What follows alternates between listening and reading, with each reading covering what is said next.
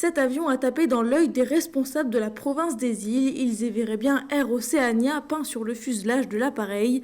Et d'ici peu... Alors le but c'est au moins acquérir 2 avions, déjà dans un premier temps, et puis on va dire d'ici au minimum 2-3 ans que la société puisse être opérationnelle. Ça pourrait être un des premiers avions à voler pour Air Oceania du coup ? Effectivement.